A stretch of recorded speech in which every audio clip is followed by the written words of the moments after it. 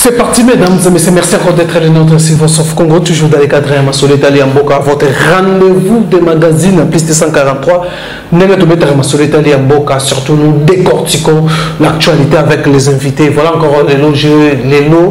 Je reçois Paul Nabino, Eric Boukoula, assistant parlementaire et assemblée provinciale. Il y a Kinshasa, surtout l'actualité autour de l'entrée de la police rwandaise au sol congolais.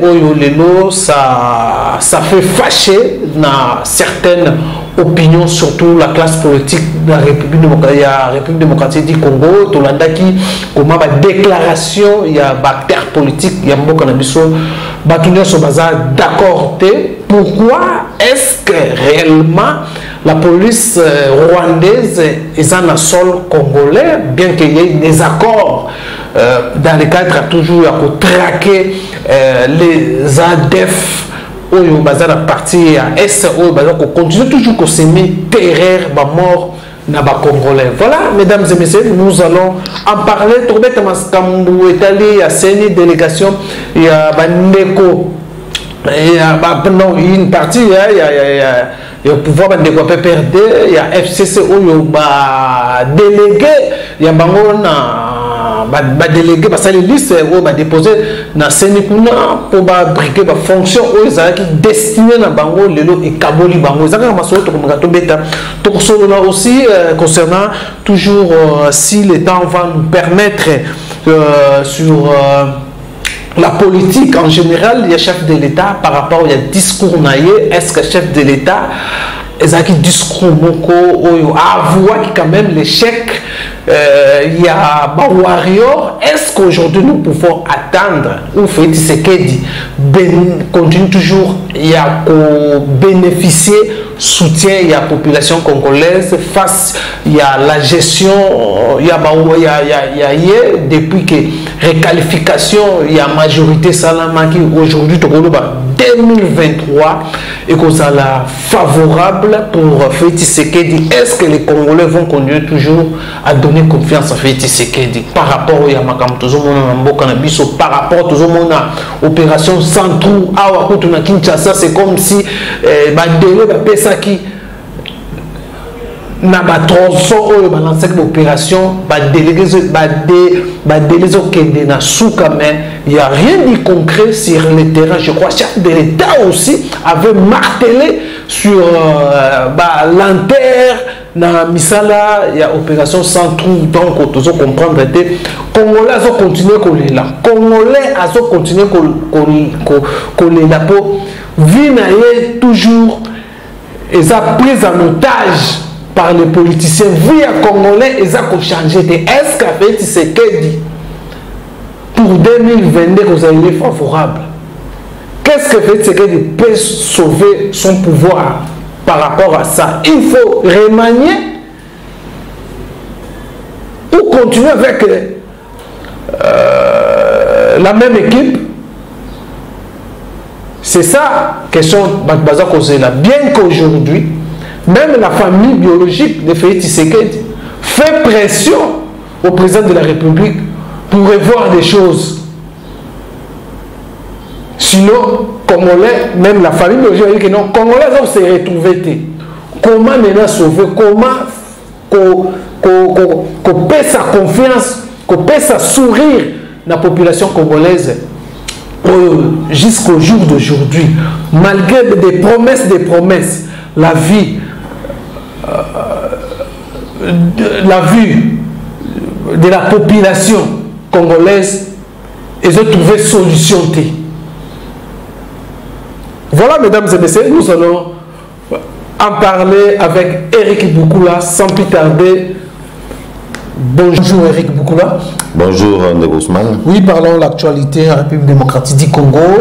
Nous savons tous que l'entrée de la police rwandaise dans le sol congolais et créé débat. Ça fait fâcher dans l'opinion.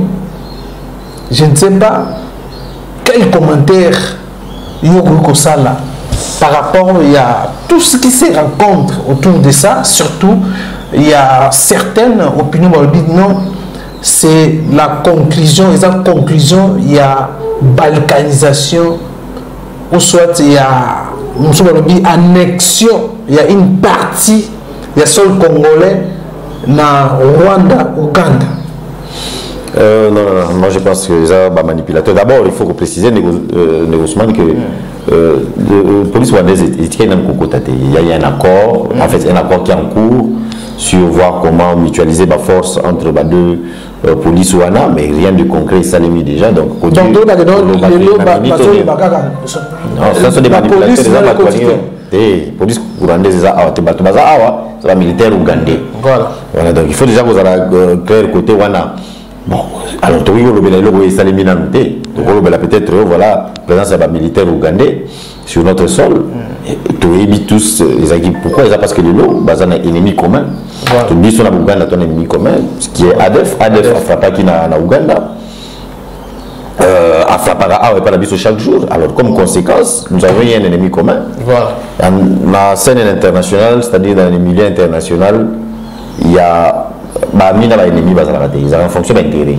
Tu as un intérêt moko. Tu as dit que notre armée est à la limite dû au fait notamment que tout ça infiltré. Bon, il dit que l'armée a vu infiltré. Aujourd'hui, chaque jour, un tel officier supérieur de connivence avec ADF, alors, il fallait peut-être qu'on utilise l'expertise, c'est-à-dire la mutualisation, les deux forces et se mettre ensemble pour y travailler ensemble. Et Ousmane, tout le monde a des résultats. Vous avez bien informé. Oui, mais il y a une réduction drastique, une réduction sensible à nombre de morts. Il faut comprendre que pour la bande de va souffrir dans l'Est. Solution, pour ça, il n'y a pas de solution pour ça, il y a solution. Parce qu'elles souffrent chaque jour. Alors, nous sommes en train de faire des Ouganda, mais pour la solution, ils n'ont pas Ouganda, ils n'ont pas Nani. Ils n'ont pas Satan et Moko. Aussi longtemps que solution est mon ami, ce n'est pas un problème. Parce que pour ça, solution, pour ça, et tout le monde a déjà des résultats, il y a déjà. Voilà, alors, je ne sais pas, moi, polémique, tout le monde qui même.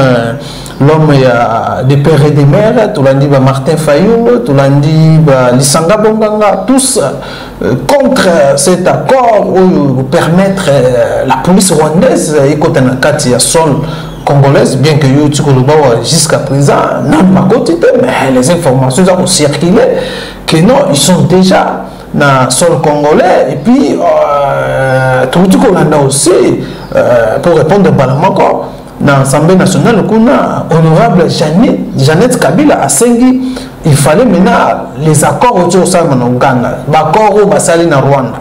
Il fallait mettre en disposition, il y a qu'est-ce qui a été signé dans l'accord entre RDC Rwanda, RDC Ouganda, pour que l'air force base internationale congolais pour traquer les ADF. Si les lots de Jeannette Kabila, le contenu encore, on va signer un Rwandais, Afdel, on va signer un Rwandais, on va signer un Rwandais, Awa.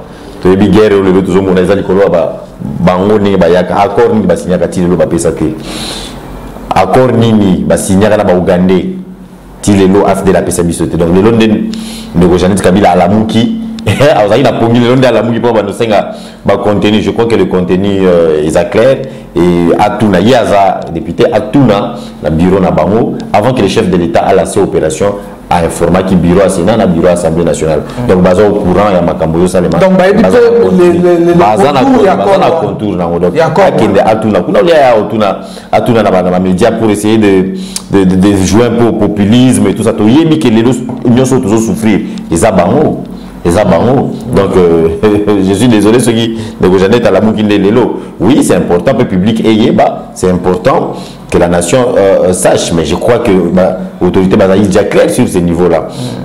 Le lobby, c'est la mutualisation à ma force, c'est-à-dire que ma force, la mission de ma force, nous travaillons ensemble pour traquer les ADF. Et en même temps, le chef de l'État, dans le discours, il a dit que vous allez bref, c'est-à-dire qu'il y a de toutes sortes qu'ils allaient limiter dans les temps. pour tout quoi il y a une situation tout quoi il y a liboso donc tout ça la alliance na bango donc voilà. Voilà. Alors maintenant je ne sais pas tout le belamom que concernant Seni ou Lelo moi polémique autour de ça tout le monde même dans PPRD c'est comme si Bazoyo Kanate il y a eu l'ancien ancien président il y a groupe parlementaire ou délégué de bateau na Seni comme un peu si kokabwana est-ce que le lot rôle que non politique de débauchage ils ont continué va débaucher mon tout FCC et ça est bembe et où tu okufa lisusu FCC ça est bembe kufi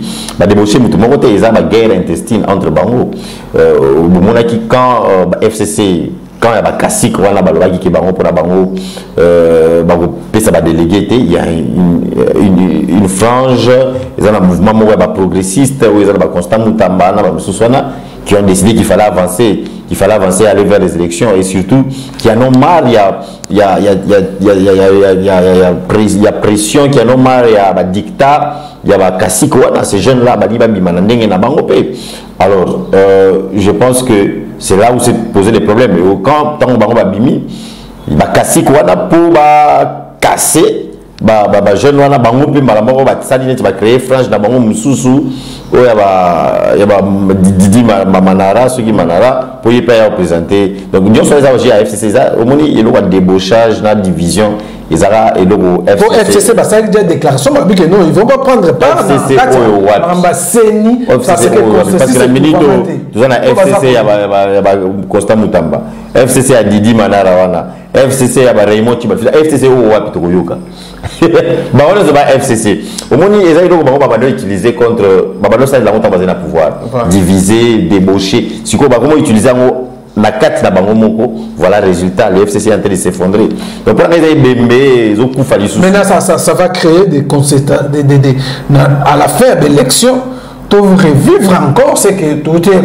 vivre à contestation comme ça contestation parce que délégué non délégué wana ba FCC et ça FCC mutazo pesa bango ba guerre intestine na bango Italie bisoté ba guerre intestine na bango Italie Assemblée nationale et Italie sénité donc ils ont comme na bango ce contestation et la wapi contestation sur base de quoi moi je pense que ceux qui ont réfléchi à quoi avancer c'était la bonne chose à faire nous avons besoin de poser l'élection en 2023 on a posé à avancer vers l'élection alors qu'on va dans les lots qu'on va nous mettre à solo il y a ba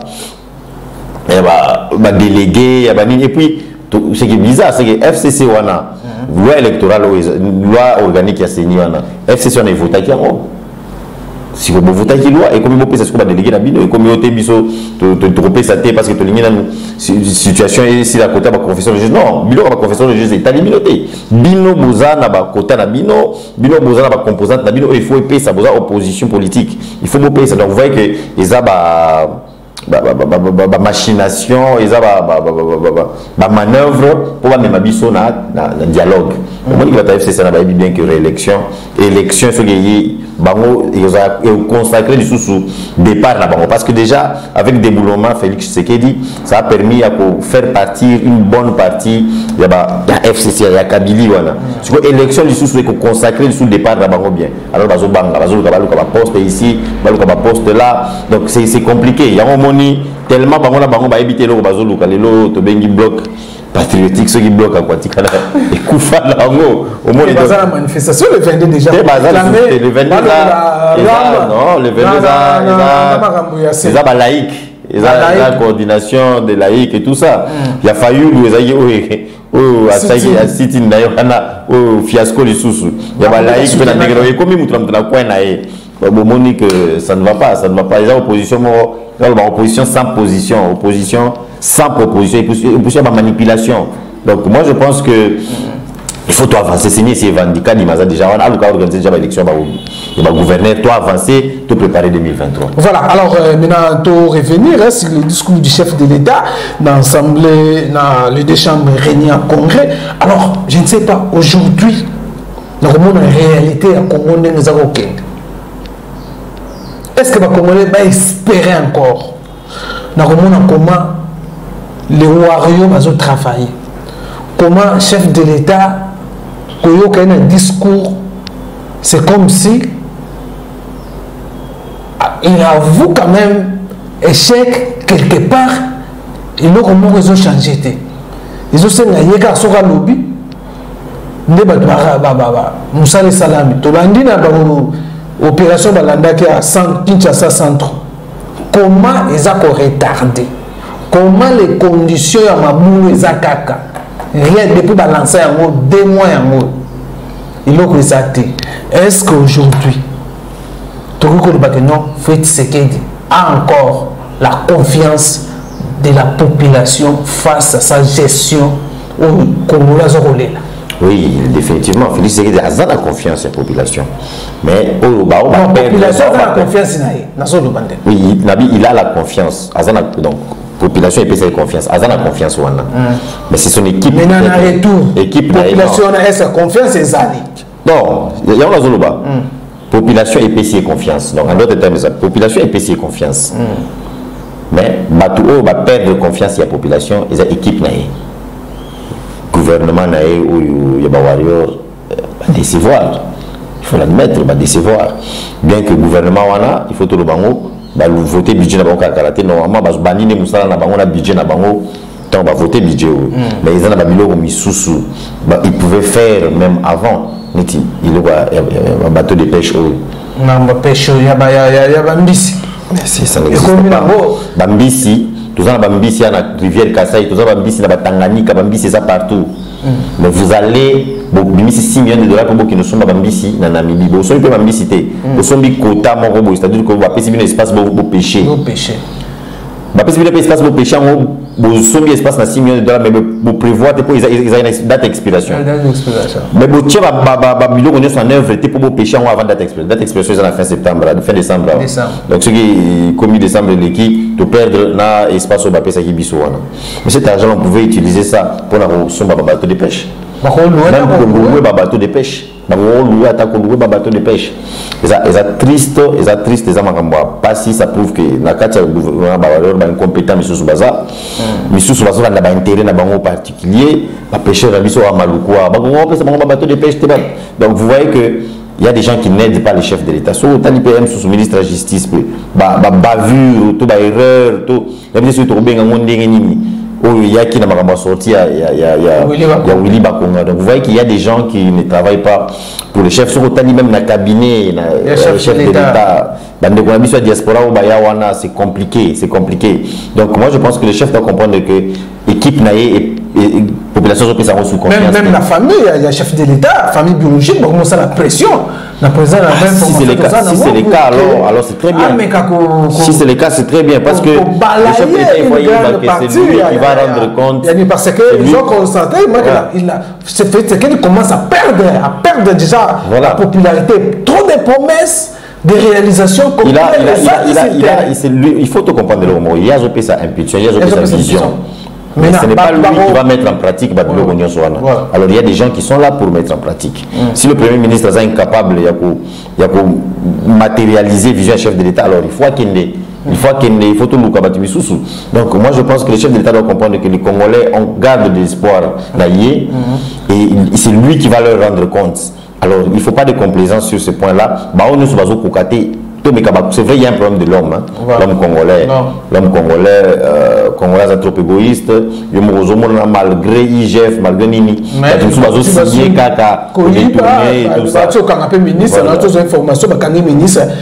conseiller ministre et affaires sociales, conseiller financier, ministre affaires sociales, détourné 1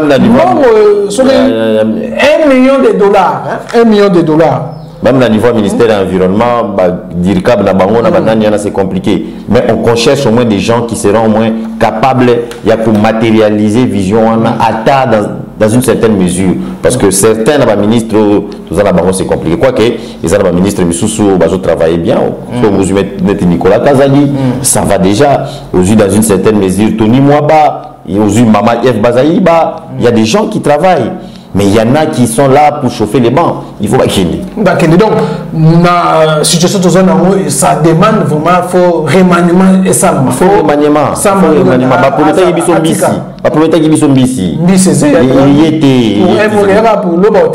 Ce n'est pas possible. Ce n'est pas possible pour un grand pays comme celui-ci. Donc il faut remanier. Il faut faire partir les gens. Il faut faire partir les gens et puis même au niveau de la province, c'est ni habité, c'est ni à Kadima. Vous savez que vous avez un problème de contestation. Vous contestez passer une certaine opinion. Mais il faut prouver les gens.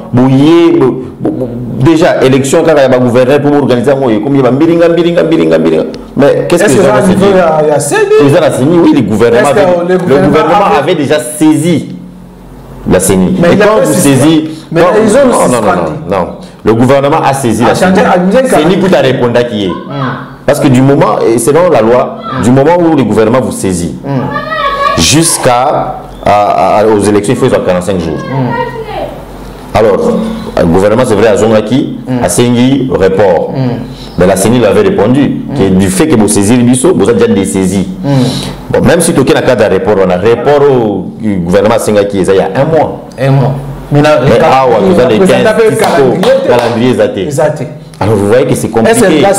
Est-ce qu'ils ont disponible? Est-ce que la disponibilité est non, mais quand vous saisissez, non. Quand on vous saisit, donc c'est officiel. Quand le gouvernement annonce officiellement que j'ai saisi la CENI, c'est qu'on a disponible. C'est ça en fait ce qu'ils veulent dire. On a disponibilisé les moyens. Donc ils ont les moyens. Alors, non, ils ont Kaya, Kinshasa, sans tout. Aujourd'hui, 38 millions. Mais le nôtre, c'est la 14e rue. On dit 14e rue industrielle. 14e industrielle,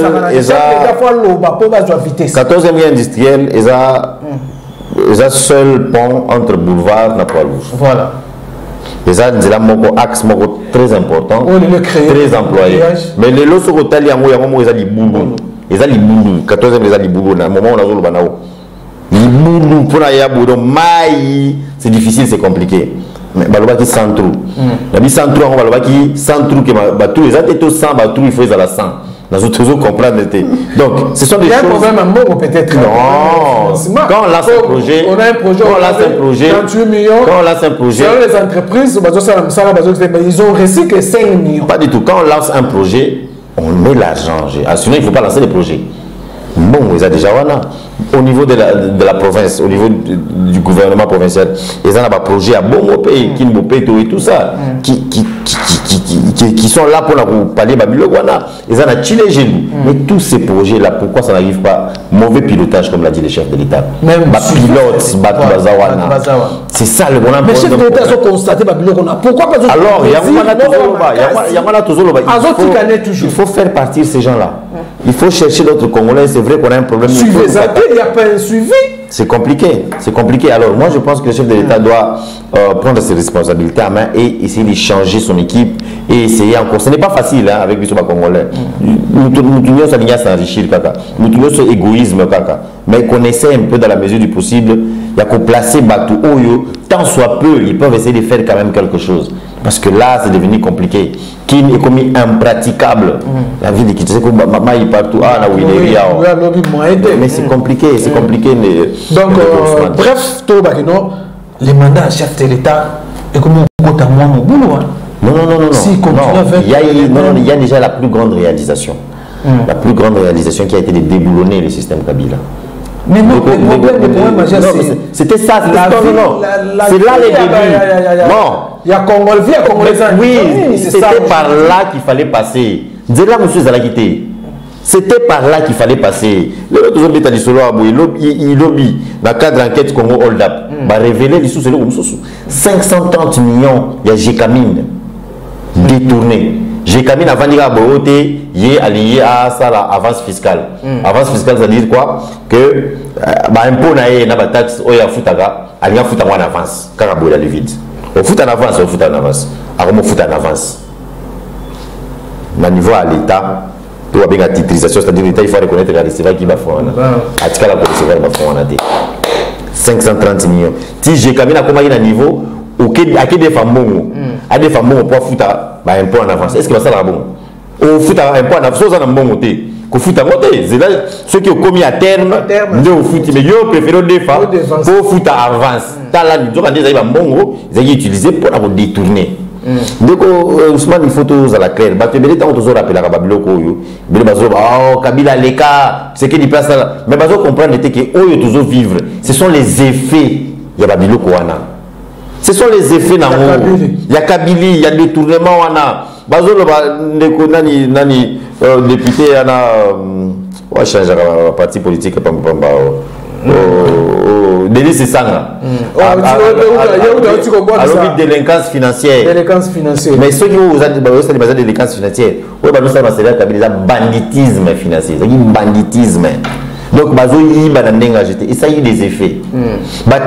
Sous-sol ça a des effets aujourd'hui. On a du mal à décoller. Donc, il ne faut pas qu'on va décoller. Et Félix Tshisekedi est en train de manœuvrer pour la Bimissabiso. Ce n'est pas facile. Tout ça, il a bourbier comme pas possible. Ces gens se sont enrichis, surtout de 2016 à 2018. On dirait Bakana Kinde. Donc, si on a un glissement, dans le moment d'incertitude, du moment où on gérer, il y a gestion en Mogate, Kabila doit partir à Bando, à Zostongi, Sabasak. Alors, il faut comprendre qu'il faut prendre en compte. C'est vrai qu'il faut que le social, mais il faut là une solution aux Mawana. Et c'est à partir de là que monter cause là-bas est fait et au bas du monde. Donc, dire que Bila chef de l'État, non, déjà qu'on déboulonnait le système Kabila, c'était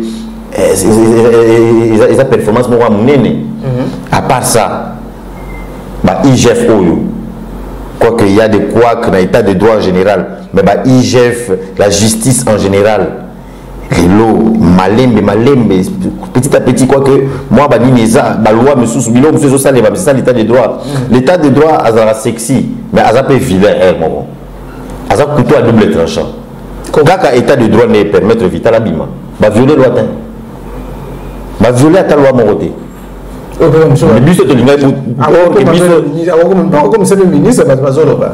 Ça dépendra du chef de l'État, mais je ne sais pas. Maintenant, il y a sorti il y a Momoko, et bien l'état de droit, comment il y a bimi, l'état de droit, il y a moi, respecter la loi. À ses pouvoirs en cassation, et le juge a trouvé que oui, il peut bénéficier de la liberté provisoire et décision des effets suspensifs sur décision au jugement il y a la première instance un appel. C'est ça notre loi. Alors moi si j'étais un député qui n'a proposé le loi pour réformer le code pénal de la Bissau, on a détourné peine de mort. Il y a la fusillé, vraiment la fusillé. Parce que le problème en Congo, il y a des détournements, on a corruption, tout ça. Donc il faut que le pénal à la stricte de sorte que, en tout cas, ils ont un effet il y a malheureusement, nos lois n'ont pas encore changé. Mais l'état des droits, c'est quoi? C'est de respecter ces lois-là. L'état des droits, il y a moins, malheureusement. Donc ça aussi, c'est à mettre dans l'actif du chef de l'État qui est petit à petit comme Vanda. C'est vrai que il appellent place sous ces communes social ils en volonté, mais il faut que tu comprennes que c'est toujours un bourbier moko. Est-ce que la population va comprendre dans la minute? 3 ans il y a passé. C'est un rôle il y a pour faire comprendre malheureusement. L'Assemblée nationale a un budget 2022 qui prévu, il fallait réduction, il y a train de vie à l'institution, mais on a senti les institutions plus de 33%. Même les social congolais va pour s'en Oui, c'est vrai, mais ils ont un processus. Ils ont un processus. Rôle, il faut expliquer la population. Il y a aussi manipuler la population. Il n'y avait pas d'autre chemin. Dès là, et ça l'a quitté. Et ça l'a quitté. Il fallait serrer nos ceintures, tous les candidates pour tous les cas. Mais comment petit peu pas serrer ceinture, mais les animateurs n'ont pas serrer ceinture. C'est ça. C'est aussi le processus, il y a des boulolements. Les lots, combien sont en train de bouffer? Combien au Bazanakawana, au Zuluba, Bazolia, comme Moukier? Mais à l'époque de Kabila, c'était ministre, ministre 2 ans, immeuble Netima Yebo. Tu vois, mais les lots est commis difficile. Donc petit à petit, c'est vrai que ce n'est pas parfait, mais petit à petit. Alors, nous, peuple Bissau, il faut te comprendre que tu sais sentir, mais en même temps, tu as un œil regardant sur ce qui se passe. Il y a un moment que là où ça ne marche pas, en tout cas, chef de l'État faire partir Batouane. Il a des comptes à rendre à personne dans Bamonios. C'est ça, il n'a de comptes à rendre ni dans le conseiller, il n'a de comptes à rendre ni dans le ministre. Au contraire, il n'a pas de compte à rendre. Donc, c'est lui qui ne travaille pas bien à Kende, parce que le peuple veut voir des fiscs de réalisation. Le ministre de l'économie a raté Belé. Aïe les bisois les soleils poulet zo qui taba oye tala place il a dénoncé un peu gouvernement bawario trop de communication il y a pas flash tu vois bozo yana ba communication moko tu n'as pas encore solo lina nous na ba importateur mais yo zo déjà annoncé. Et c'était même le même cas de billet l'avion. La raison pour laquelle aujourd'hui, tout le monde a déjà guerre économique entre l'entreprise égale, il y a famille, il y a Joseph Kabila, il y a Joseph Kabila et le gouvernement, il y a Namibie, à ça il réserve, il y a mon autobus de PC x5. Toi, il dit que non, les stocks que le gouvernement a sali et aussi là-bas, on est oui, ça c'est de leur droit. Bazar opérateur économique. Oui. Ils ont droit à bango. Qui t'a mis sur le gouvernement, vous à la macasse. Ils ont droit à bango. Égal à ça business. Égal à égal à ça la business. Si vous êtes ministre économique, qu'est-ce que tu fais côté là? Mais non, on a contourné locaux. Elle sera tirée à bateau de pêche. Et si égal à l'égard de l'obligé à quitter ça va prix naé. Le chef d'État il m'a dit à ce clair à cause que diminuer ça na mort na malukwa avec na inauguré. Le ministre de l'économie a matérialisé vision on a été OK sur ma bambisi en Nzambe. Donc ce sont des gens qui faut faire partir, qui n'aident pas les chefs, qui en tout cas qui soient incompétents, il faut baquer. Voilà, alors maintenant pour aussi dire ça, est-ce qu'aujourd'hui il y a marge de manœuvre que non la population congolaise, les petits peuples a renouveler encore confiance, c'est pas fait c'est dans l'élection de face à la nini so na minute réalité dans la Kinshasa tout y comment la population sont relation rien ne marche même le président de la République lors il y a discours dans les deux chambres réunies en congrès à reconnaître que nous quoi est-ce que maintenant comment fait ce qu'il y a sauver le pouvoir dans le régime mais soit pouvoir pour les élections. C'est-à-dire que s'il faut parler de l'élection, déjà, Oyo a sali au niveau de déboulement, moi je pense que a gagné confiance sur soi peuple. Mais si notamment ceux qui sont à la présidence là-bas, conseiller naé belé bazo kokamakambuté, au contraire bazo sala business. En même temps, ceux qui totali au sein du gouvernement, donc je pense que c'est vrai, les conséquences à la qualification à la majorité, il fallait nous tenir à se retrouver, mais si on va comprendre, il faut pas comprendre que c'est aussi notre modèle politique, nous avons obligé à composer ceux qui parfois n'ont pas les mêmes ambitions ou la même vision que lui, mais en même temps, il faut changer l'équipe, surtout ceux qui ont changé l'équipe, le social, l'imoso. C'est-à-dire qu'il faut qu'un ministre de l'économie, ministre de la finance déjà qui toque, ministre de l'économie, ministre du budget, ministre de l'agriculture, base à la budget, le FMI, à son remercier RDC, le lot toujours aussi c'est ça. La sécurité qui va changer ministre du budget, mais la vie qui c'est-à-dire qu'il nous doit avoir un budget, avoir une vision. Donc le point clé où c'est quoi l'économie, surtout l'économie. Et le est facile à au niveau de l'économie. Mais on ne le fait pas. Ministre de la pêche, ministre de l'agriculture, les lots, très facilement, mais pourquoi ne pas aller dans ce même sens-là? Les jeunes, les chômeurs, les belés,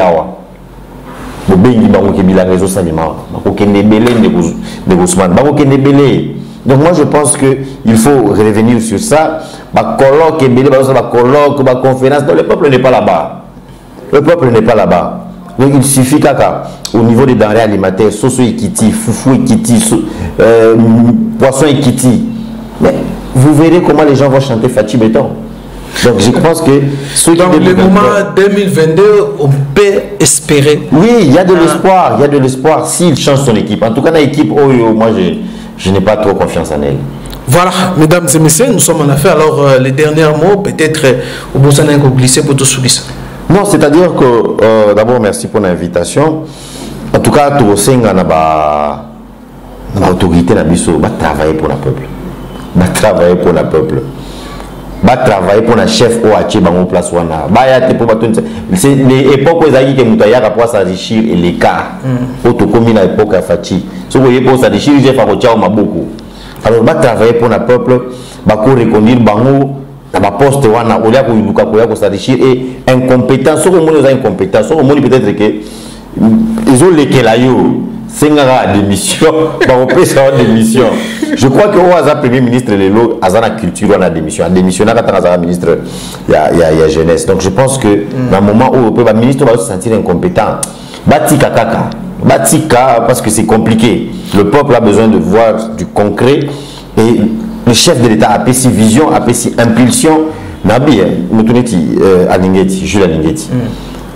Quand on va favoriser Jules Alingeti, va favoriser le ministre Bélé, c'est-à-dire que le chef de l'État, il est là, a fait ses visions et impulsions. Qu'est-ce que vous en faites? Jules Alingeti a sauté sur l'occasion, il est là, il jette tout le monde en Salamoussa. Mais ma place, ma magistrat, donc jusque-là, esprit, il y a corruption et tout ça. Le lot où il va prendre place à ça, vous doyez éviter. Or que on tourne au moins tout y a gratuité et qui va tout éviter les lots.